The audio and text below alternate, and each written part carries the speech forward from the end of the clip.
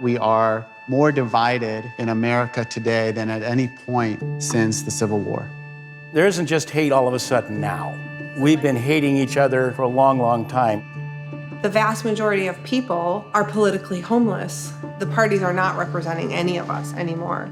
And I think we're at a tipping point where anything can trigger this. How many of you would say you've experienced tensions connected to political differences in the communities within which you're a part? Okay. We don't learn very much by only talking to people who think like us and believe the things that we believe. Right here is one of the more purple areas in the country, with strong red and blue, living in the same neighborhoods, often going to the same churches, and also many people here who don't feel like they fit into the two-party system very well at all.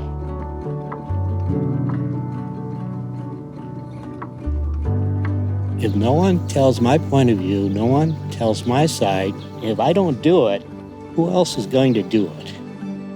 I identify as queer and got called a lot of horrific stuff growing up. Thomas Hansen from Decorah, and I'm running for Congress next year. All right.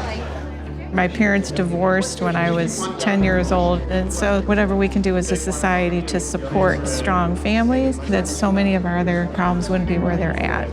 I was born in the West Bank. I grew up in a very poor inner city, so I always try to be on the side of the underdog. I'm a fifth-generation river rat. Great-great-grandfather made his living off this river. A little voice inside said, this is important to do, so that's why I'm here. Our goal today is to have exactly the kind of conversation needed here and needed across our country. I am very pro-choice and would love if there was never a need for abortions. We're not trying to keep anybody out. It's just a matter of do it legally. In my opinion, all the problems that we just talked about go back to racism. It was the people that rose up, and it was the people that elected Donald Trump. All life is not valued equally, and we're not pro all life equally. So, could you vote for a Democrat candidate who says, okay, come on in, free college? I want everyone to have access to education. Isn't that putting you at a disadvantage? Yes. Wow. Just so we're clear on what's being said here, you're saying, well, I'm still here, actually, and the policies you're talking about are going to harm me. Is it one immigrant? Is it 1,000? Like, where do we start to care about the humanity that we're showing other people? The evidence clearly shows that gun laws and reduction in gun violence, there is no correlation. If you are going to devalue the life in the womb, every other issue that we are talking about here ceases to exist.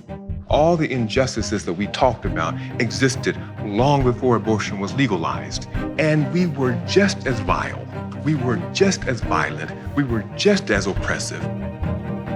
I don't think there's ever a place or time where animals should be confined. Ever. In fact, I would challenge anybody to find where the government does a better job at something in the private sector. Well, military, police, fire protection, highways, airports. I'm glad you brought that up because it does change my way of thinking. I don't know the answer.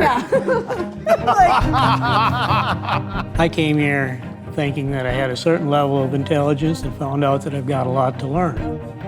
What an incredible gift. I've never been listened to this well ever. I'm grateful to engage in this conversation, and it's hard. I think it's helpful just to remember that people of opposing political viewpoints aren't the caricatures that I sort of often assume that they are. It's just a fine group of Americans, and only in this country could we have such diverse opinions and still have hope. America's best days are yet to come.